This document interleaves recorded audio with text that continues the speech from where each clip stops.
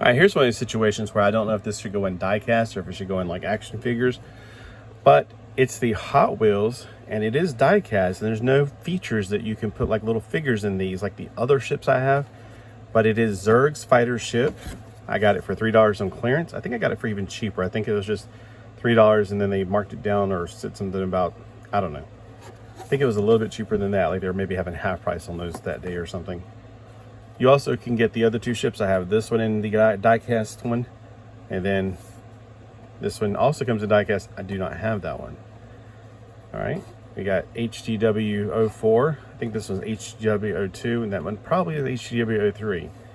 I don't like that ship as much. I think that one looks really good. It looks a lot like a Viper from the Battlestar Galactica, and that's why I like it so much. And I even bought the Imagine X version of it because it's just beautiful.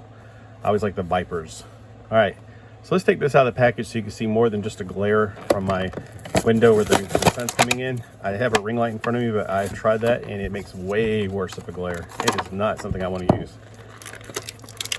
We could probably try it at the very end just to see if it will not be a problem with non-flat surfaces, because so far I've only tried it with flat surfaces. Whew. Man, this morning I had to, and I may do a review, I don't think so though, of some Halo figures. And taking the helmets out was ridiculous. So yeah, this has got a lot of die-cast metal in it. Like this part right here is definitely feeling like die-cast. Feels like right here where the separation point is, I don't know, that feels like metal too, to be honest with you. It's nice and cold. This is cold and this is cold. I think the wings are plastic. These are definitely plastic. You can tell by looking at them.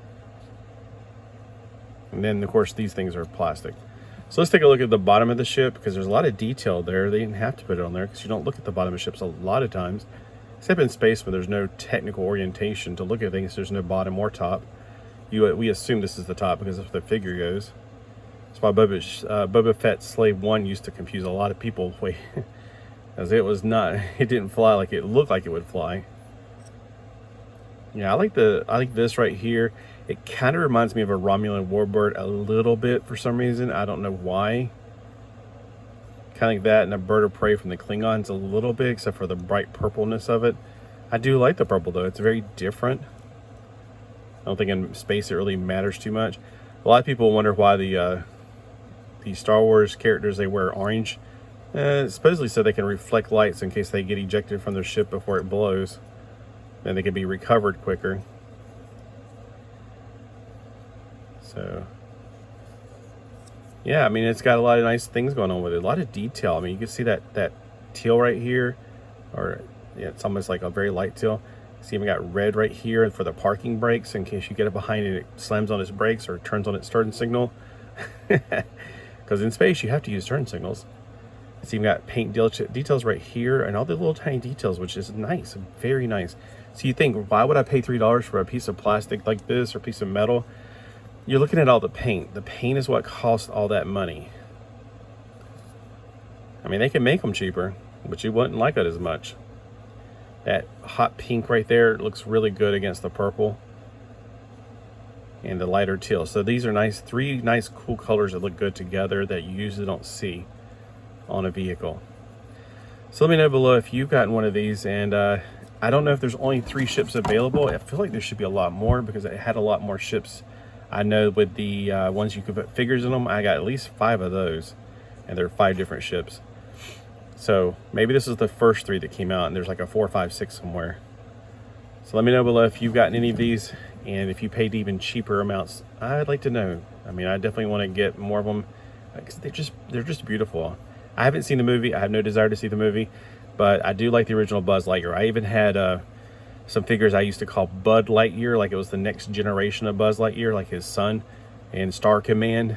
It was something completely unrelated. It was like, oh my gosh, this is totally awesome. The way they have like every planet is represented by an alien figure, like Saturn and Neptune and the moon, just different characters that are, you know, I don't know what the cartoon on that was, if there was a cartoon, but I used to pretend like it was Bud Lightyear and Star Command, or not Star Command, it was a Star Academy, Starfleet Academy. I can't remember exactly, Star Academy.